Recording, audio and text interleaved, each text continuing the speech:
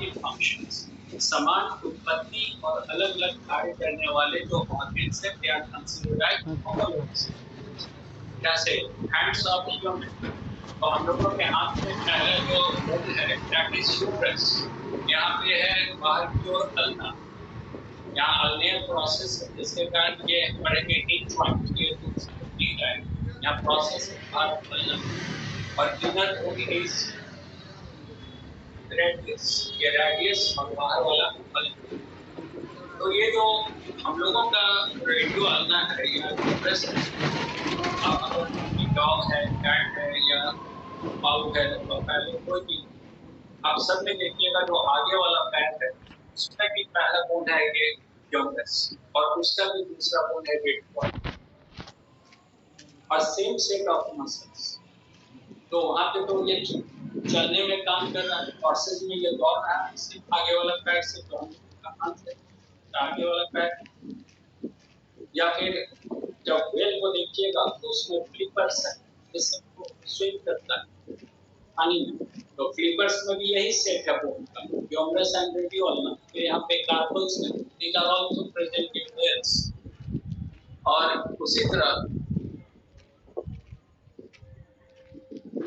उसी तरह अगर बर्ड का देखिएगा तो बर्ड के विंग में फिर पहला बोन है ह्यूमरस, दूसरा बोन है रेडियोल्ना। तो आप देखिए हम लोगों में ये हाथ का काम कर रहा है, हाथ से तरह का काम कर रहा है, हॉर्सेज जिससे दौड़ रहा है, व्हेल्स इससे पानी में तैर रहा है, बर्ड इससे उड़ रहा है। तो सब में ओरिजिन सेम है बट फंक्शन डिफरेंट है।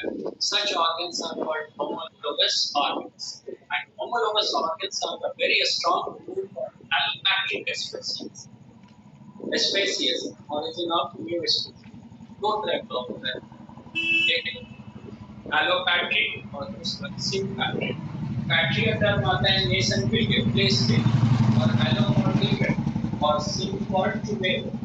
मान लीजिए हम लोग के दो अलग-अलग पॉपुलेशंस हैं, these are the two different populations। ये पॉपुलेशंस है अलग-अलग स्पीशीज का, एक पॉपुलेशन है स्पीशीज ए का, दूसरा पॉपुलेशन स्पीशीज बी का। अब ये अलग-अलग स्पीशीज के पॉपुलेशन जो कैन नॉट इंटरफेयर, इसमें इंटरप्रेटिंग नहीं होगा, ना इधर रिप्रोड्यूस करना इससे। लेकिन इनके बीच जो रिप्रोडक्टिव आइसोलेशन है, जो बैरियर है, वो इनको मिलने से रोक रहा है। अगर वो ब्रेक कर गया और ये आपस में इंटरवीन करने लगे और ये फर्टाइल ऑफस्प्रिंग प्रोड्यूस कर दिया, तो that can be a new species और सिम्पैट्रिक स्पीशीज। जो आगे हम लोग स्पीशीज और आइसोलेशन में पढ़ेंगे, वो डिटेल बात करेंगे। एलोपैथिक स्पीशीज, सिम्पैट्रिक की तो हम लोग थोड़ा सा डिस्कस करेंगे। तो सिम्पैट्रिक स्पेसिफिकेशन में क्या होता है कि अलग-अलग स्पीशीज के पॉपुलेशंस जो इंटरब्रीड नहीं कर रहा है, लेकिन उनके बीच जो बैरियर है, आइसोलेटिंग बैरियर, और आइसोलेशन में इवोल्यूशन मींस रिप्रोडक्टिव आइसोलेशन, एक दूसरे से रिप्रोडक्टिवली आइसोलेटेड।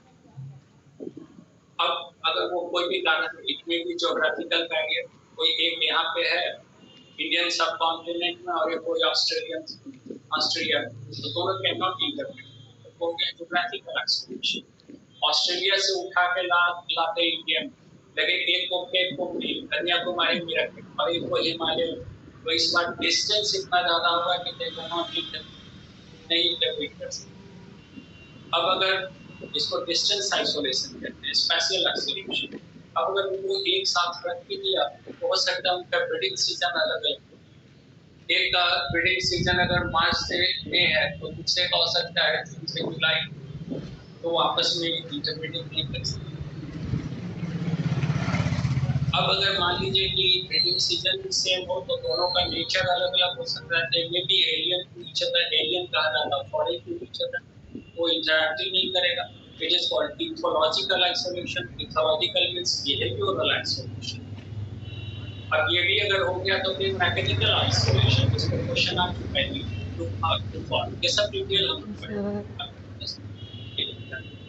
तो मैकेनिकल आइसोलेशन कहने का मतलब है कि अगर अलग-अलग स्पीशीज का पॉपुलेशन है तो इंटरैक्टल ऑर्गन का जो सेक्स डिफरेंट है, तो एक दूसरे से ब्रीडिंग कर ही नहीं सकते। तो नतीजा होगा कि दे विल रिमेन सेपरेट, वो अलग होगा। लेकिन अगर ये सब आइसोलेटिंग वैल्यू ब्रेक करें तो और वो इंटरवीन करेगा तो एक नई जाति बनेगी, दैट इज कॉल्ड सिम्पैथी। यानी अलग अलग स्पीसीज के पॉपुलेशन प्रोड्यूस करेंगे और फर्टाइल ऑफस्प्रिंग प्रोड्यूस करेगा तो it will become sympathetic species. और ठीक इसका उल्टा होता है एलोपैथिक स्पीसीज। मान लीजिए कि एक पॉपुलेशन है, ये एक पॉपुलेशन है, एक इसका कुछ मेंबर यहाँ मूव कर गया, कुछ प्लेस से मूव कर गया, कुछ तीसरे प्लेस से मूव कर गया, तो इन टाइम एंड स्पेस समय के साथ अब ये अलग अलग जगह पे मूव कर गया है, तो इसके वहाँ के हिसाब से चेंजेस या एडेप्टेशन आएगा और धीरे धीरे इनमें जो चेंजेस होगा एक दूसरे से काफी ज्यादा हो जाएगा और फाइनली कभी जेनेटिक सिमिलरिटी अगर खत्म हो जाए तो they will fail to interbreed and they will develop new species called allopatric species, जिसको एलोपैथिक स्पीसीज कहते हैं। तो sympatric species is an example of convergent evolution. Converge कहने का क्या मतलब है कि अलग अलग स्पीसीज के पॉपुलेशन मिलकर एक होगा, कन्वर्ज करना, that's mean convergent evolution. It is also called sympatric speciation, phenomena is sympatric speciation। और नतीजा होता है कि इसका जो ग्रुप है that group is the analogous organ। analogous organ कहने का मतलब है the organs are opposite but same to function। जैसे फिश में फ्लिपर है और सॉरी फिश में फिन है और व्हेल में फ्लिपर है, दोनों एक जैसा लगता है, दोनों तैरने में मदद करते हैं,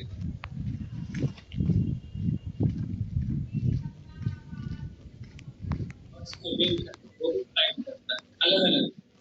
लेकिन आप देखिए इनमें सिमिलैरिटी बढ़ रही है और हो सकता है कि कभी जेनेटिक सिमिलैरिटी भी आ जाए तो they may start interpreting and producing fertile offspring and it will be known as sympatric species complex called sympatric speciation, and the evolution is called convergent evolution, and it is strongly supported by the presence of homologous organs।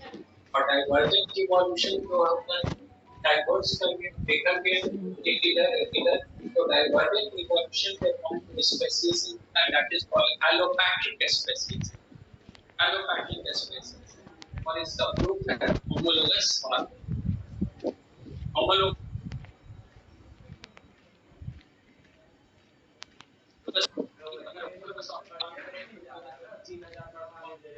Allopathic species